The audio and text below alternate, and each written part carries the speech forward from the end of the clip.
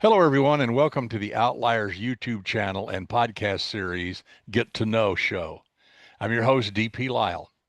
My co-host, Kathleen Antrim, is off today. She's on a plane somewhere. She won't tell anybody where. Uh, it's probably part of her bail release program, but whatever. So today we have two wonderful guests to talk about a wonderful book. First is Meredith Lavender, and Meredith spent a couple of decades working in the film and television industry as a writer and executive producer. Oh, and by the way, she was showrunner for The Flight Attendant, which was on Max, and apparently has some other stuff in development now for A&E, Paramount Plus, and others. So she's had quite a career in the visual media world, as it were. Kendall Shores, on the other hand, has a little different background in that she spent the last couple of decades doing grant proposals. And from my grant writing, is from my research years back in medical school, I can tell you that grant writing is very difficult. And she did that for a nonprofit museum, and then also did communication consulting and strategy for large corporations. So welcome both of you to the show. Thank you for Thank having you. us. Thanks for having us. Well, This is I'm so exciting. glad to have you here. Again, the title of our show is Get to Know. So we want to get to know you, and we want to know what about your childhood and upbringing and education and career led you into walking down the plank of writing fiction? And I'm sure that everything in your life has kind of built up to this, and then, oh my God, I'm at the end of the plank. What am I going to do? So, who wants to go first?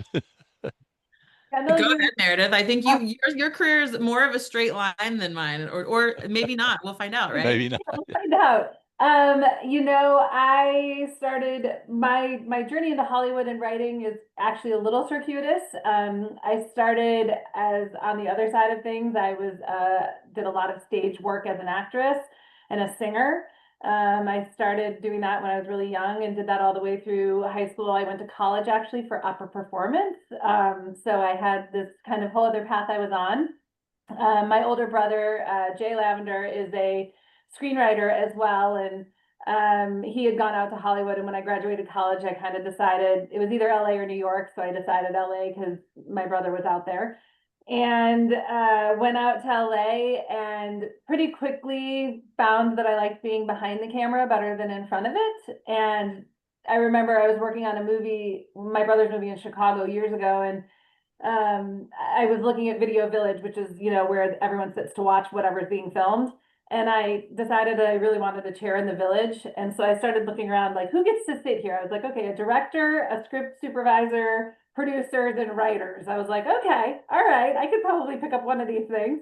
Um, Cut to some time later, I worked for the president of MGM Studios, and there met my TV writing partner, Marcy Yulin, and we were just friends, and then ended up writing a pilot together that got some attention and then got us an agent, and then we sold a show that was actually hilariously right before the first strike that I've lived through. And then kind of found my way into writing TV that way. So it really was unplanned. It was kind of an accident in some ways. I didn't study it in college or anything, but have really just enjoyed being a creative my whole life, really. And I've really loved writing in a professional capacity as the thing that I do. And I always joke I get Cool. paid to make things up, and that's delightful. And then I'll let Kendall catch us up, and then we can talk a little bit how we ended up on the Yeah, plank, as you say, exactly. of book writing. But I'm really fortunate, I will say. My parents were the kind of parents that, kind of just said, all right, if you want to try a thing, go try the thing. And I'm really lucky that they were who they were, because it did allow both my brother and me to be creative people. And so I'm grateful for that, because I don't know, any other setting. I don't know if this is where I am. So Right. Cool. Sure. I think um, you described it as walking a plank. Perhaps I've spent too much of my time thinking I wasn't qualified to walk the plank, if you can be qualified to walk a plank. I worked in a lot of careers that I felt like would be like writing, except I didn't trust myself to be a writer. And so I did do grant writing for a children's museum in Orlando called the Orlando Science Center for a year. Moved to Atlanta because my husband got into law school here. And so we lived in Atlanta and I worked for a children's hospital in the marketing space. And so I was always trying to find something that felt like being creative while earning a living, which I think my parents were kind of like, being a writer is fun, but like I don't know how much money's in that. And you're off our payroll as soon as you graduate. So go figure it out, you know? And I was lucky, I think, to have a lot of mentors and friends that really fostered my ability to make creative things in a corporate setting. So working for a children's hospital, I was put in charge of developing videos for them and then editing the employee magazine there. So I found ways to explore creativity and writing. But then I always would, like every Saturday, it would be my quiet time, my heads down time to try and write a book and try and tell a story. And I found that often as I would get into the space of writing, there are scary moments. It's one big trust fall between you and the idea, and you just kind of keep leaning into it and leaning into it. And I've been writing. I think the first story I ever wrote was very bad, and I was in the fifth grade, and I hand wrote 100 pages of something. I Wow. mean, I just really always wanted to tell stories, and meeting Meredith and being a fan of some of the things that she worked on, we met in a very like mom setting. So we in classic Atlanta fashion, I was 10 minutes late to find a parking space at back to school night for our kids. And so I blow in the door and we all sit down and my daughter's sitting next to Meredith's son. And we realize that actually it's a scavenger hunt and the children have already gone around and counted light switches and where the name plates are for the teachers. And so my daughter's looking at her piece of paper completely unprepared, and it's my fault because I didn't find the parking space. And Meredith's son looked at my daughter and goes, "You can copy off of me." And I was like, "Oh, thank God, I will be safe with these people." And Meredith and I just had an exchange, a mom moment where we were like, "Oh, that's so cute." And so for a year there, we were at all of the glamorous places you expect to find two working moms. We were at birthday parties, we were at drop-off lines, we were at play dates, and I was really proud of her and the work that she had made. I think when you see somebody putting themselves out there and developing things creatively, um, she's so modest about it. And there's a poster in her playroom. She's like, "I don't know if it should even be out here." It's sort of the flight attendant. I'm like, "Are you kidding me? I would have that poster tattooed on my arm." I've got to fix this light. I would have, people would know everywhere I went what I had done, and I would be handing out scripts. So because that show was phenomenal and the work that she did Yeah. was phenomenal. And so one Saturday, I'm doing what I always do or have done for 20 years, just writing stories and hoping to turn them into something. And I finally had an idea that I really felt like if I don't figure out how to break this, then I have failed the magic that is this idea. And I felt personally responsible. And I had just turned 40 and I was like, God, how am I gonna get to this place that I really want to go? And I know someone who's been there. And so I on one of our walks around Chastain Park, mentioned to her that I had this idea that's told in the past and the present. We were really, at the time, I think everyone was fixated on the Murdaugh murder and the way that the press descended on this small town and how one crime kind of pulls apart the intricacies, the loyalties, the sort of legends of a community. And that was fascinating. And I thought, growing up in Winter Park, Florida, this really idyllic place with its own sort of lores and legends, if something like this had happened in my hometown, what would that feel like? And so those were sort of the details that I had in mind. And I'd put together an outline and I've written some chapter. Like I had kind of done everything that I could do to get myself the courage to make the thing happen. And I still felt like, God, what if I fail? And so I brought it to Meredith and I was like, "I don't know if you'd ever, and I'm not sure if you think, but maybe if you wanted to, we could work on this together." And she was on strike. I was working at the time for a company called MailChimp that had just been acquired.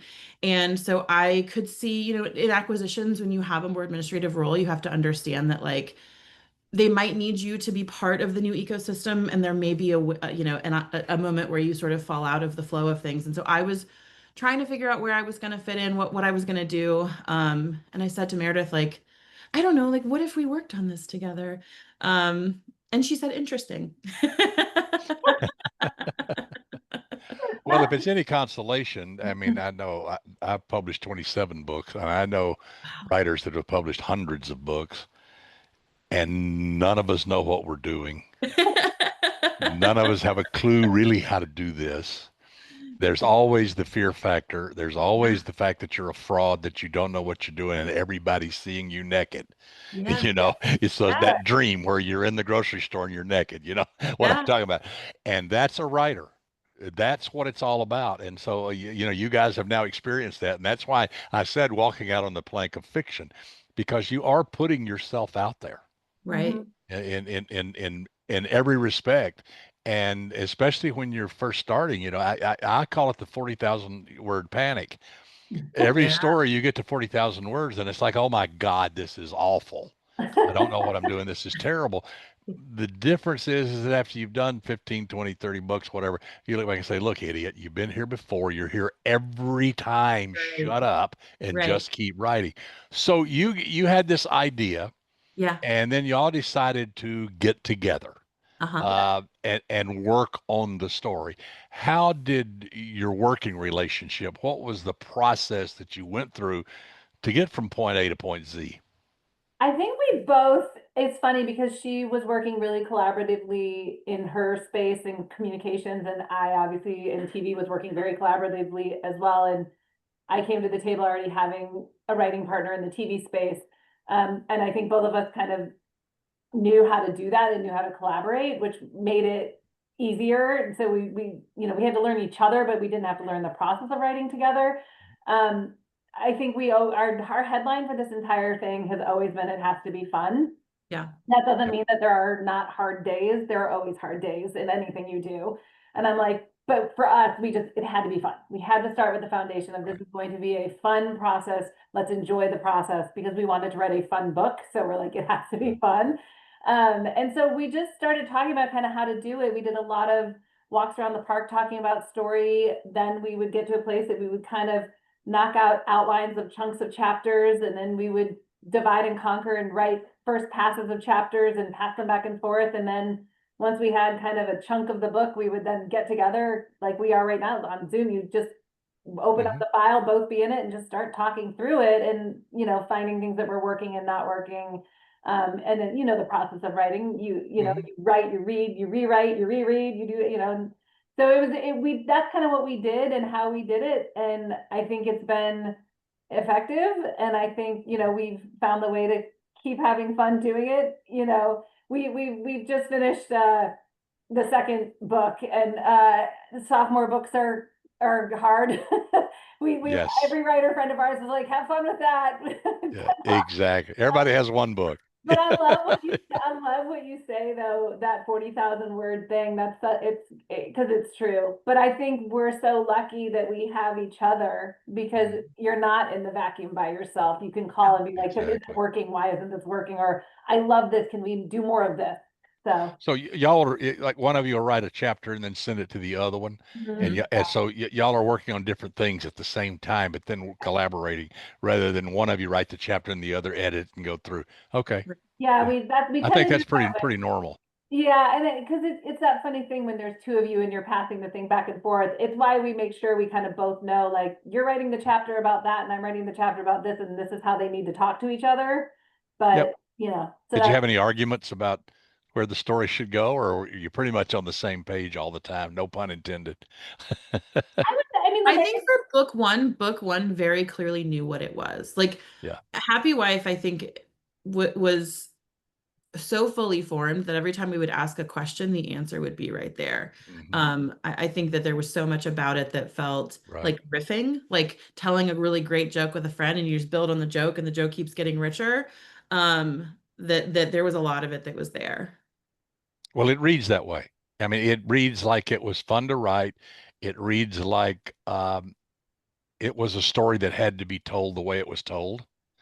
Yeah, I love Nora Davy. I think she was a great character, and I like the way that you peeled back the layers of all the characters. How where you are at one point in the story, 50 pages later, you're in a different headspace as far as that character's concerned because now you know more about them. And well, wait a minute, that isn't how I was viewing this, and I liked that. I liked it a lot, and it was kind of like you knew the shoe was going to drop. You knew it I'm was so coming, but glad. you didn't know where or how. Um, so, how did you create her? And then, obviously, from her, all the other characters had to appear. That's how Sure. it usually works. Yeah, I think thinking about a big crime in a small town, you think about who your likely suspects are. And Nora, for me, as the second wife, I think there's so much about a woman that marries an older man where she is the intended villain of a lot of the stories that we tell ourselves and we tell about women. Hmm. And so I think she became a really likely suspect. But I also think if you consider what would drive somebody at 28, we had a lot of conversation about this. You're 28 years old, you've tried a lot of things by that point in your 20s, but not everything. But it starts to feel like a critical mass of things around 28, 29, where you're like, am I getting where I want to go? And I think there are moments where it would be easy to look at someone who has it all put together and offers you the keys to a really magical life. What kind of person would look at that and say, I think that that is better and more interesting than what I can build for myself? And what would lure you in? And then once you're in, what are the sort of pressures and frictions that you're going to run into realizing that this is another man's house? This is this man's bank account, his friends, his community. Um, I just thought, she as a person is somebody that I can so clearly see how it happens and that it turns out the way that we say like what happens if you say yes to the fairy tale and you end up in a murder mystery. Like we Exactly. think she thinks she's in a rom-com, I think, for the first good Yes. chunk of her and Will's Yes. story. And it's not until things really start to turn on her that she's like, oh, this is not the story that I thought that I was buying. And as you learn See more it about now. her, as the layers peel back, you realize, at least when I was reading it, this was almost inevitable. Yeah, Yes, yeah, He we was will yes, going say to this a end lot. up These here. are people that yes. can't stop choosing their choices. Every single character, I Yes. think, chooses their choice all the way down, and Yes. where that nets them is exactly inevitable. Yeah.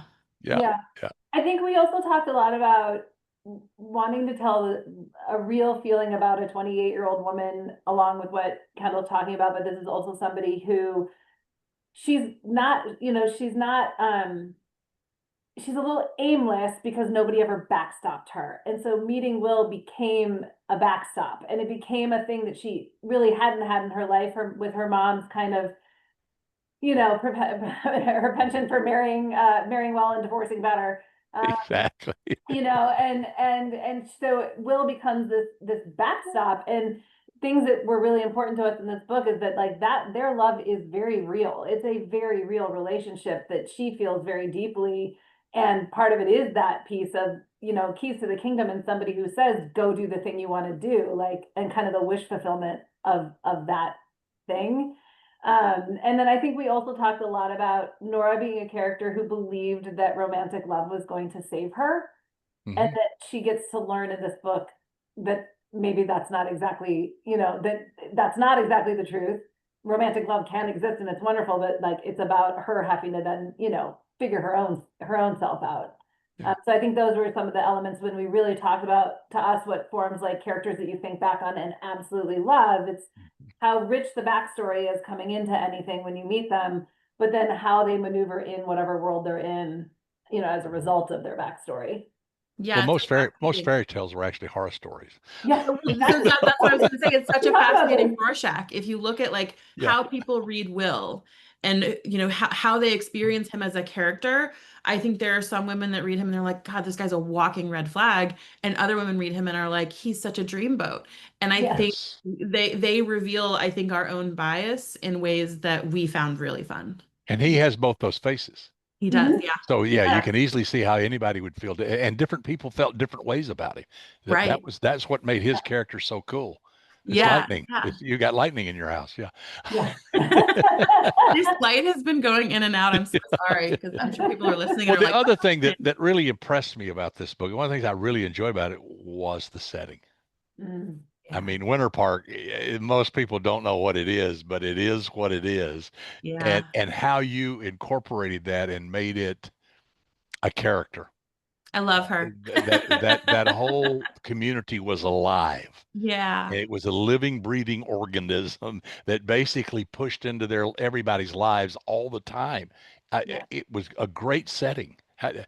Was that That's where you were going to set it in the that makes beginning? me yeah, so no, happy. Kendall I'm introduced like me. tearing up just Yeah. thinking about it because my grandmother was a real estate agent in Winter Park. My family moved to Orlando because my grandfather was a civil engineer. Mhm. So when my dad was a teenager, no, he was younger than that, but they relocate to Orlando to help build out the infrastructure for Disney World and Mhm. other theme parks in the area. My dad went to school there. He met my mom at Rollins College. She came down from upstate New York. And so I was born and raised there. And my grandmother, as a real estate agent, I would always sit she had this old Mercedes that was like shipped over on one of those barges. And I can still hear the diesel engine kind of rattling in my chest as you're rolling around. And she knew every home. She knew every, family. She had sold some of the houses, and being around her was like pressing my nose up to the glass of all these really rich stories.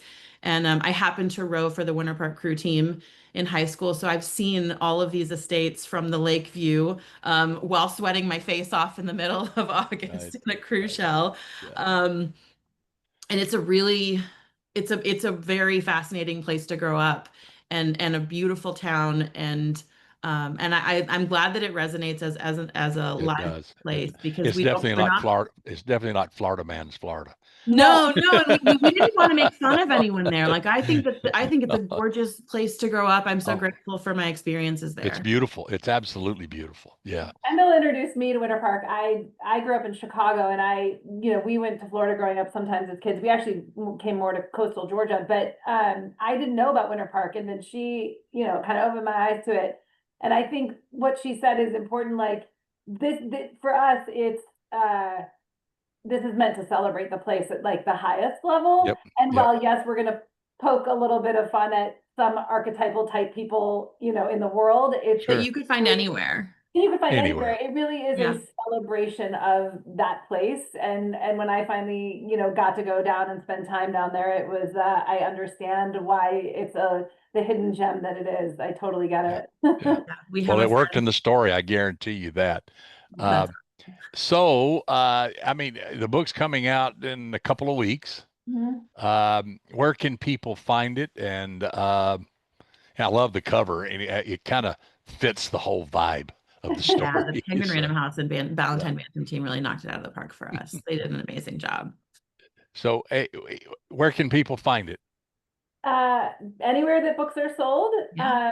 We would be remiss to not shout out Eagle Eye Bookshop here in Georgia, who's been phenomenally supportive of us as debut authors, and we're Sure. really grateful. Yes. So you can get some signed copies through their website, and then but anywhere books are sold, and we always encourage friends to shop local, but it's okay if you doesn't matter where you buy it. We just want people to buy it and enjoy it. That's the goal. We hope it gives people a few hours of fun this Yeah. summer.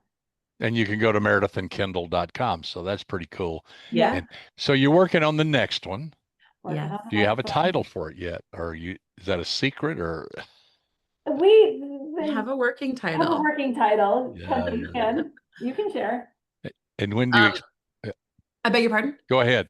So the working title is Happy Life. Oh yeah. Yeah, And it's that fits. we were more stories in Winter Park. So this is Good. one of the characters from our original story. It's through her eyes, and a fresh mystery. And what do we learn about her? What, in Nora's case, the big lie that romantic love will save her really puts her on a path. And so Right. what is this character's sort of primary motivation, and how does that how do these choices that we make sort of put us on a path where we have to have a reckoning with ourselves and the things that we've conditioned ourselves to be part of our identity. Cool. A lot to ask of a beach read, but it's No, there. no, no. That's good. And the sophomore book is hard Oh, as you're finding it out, but and actually that means that's a good thing, because I think too many people have ideas for books and they say, well, I want to save that for the next book and I want to save that for the third. No, no, no, no, no. Put everything you know and all the good stuff you know in the yeah, first book. There might not be a second book. So right. you may say, this is it, I'm done. But yeah, with this book is wonderful. If people want to check out my reviews, I put them out on Goodreads and BookBub, and I'll put it up on Amazon and all of that, because I thoroughly, thoroughly, thoroughly enjoyed it. And I Oh, can't wait for the next one. You have any idea when it's going to be done or when you're going to offer it for I the think the you'll be book able two to is find it next summer. next summer. Okay, good. Well, we Yeah, want you back.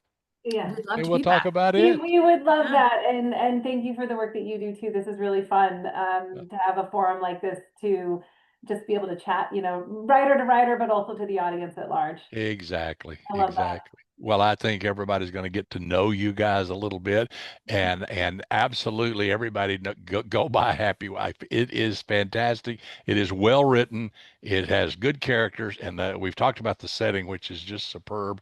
But the whole story fits, and I just loved it. Thank So you. I want to thank you both for being here, and we will do this again when the next book comes out. And Anytime. so that concludes this episode of Get to Know here on the Outliers YouTube channel and podcast series. As you know, we will be back with other interviews and more fun down the road. So until then, keep reading, keep writing, keep having fun, and don't get caught.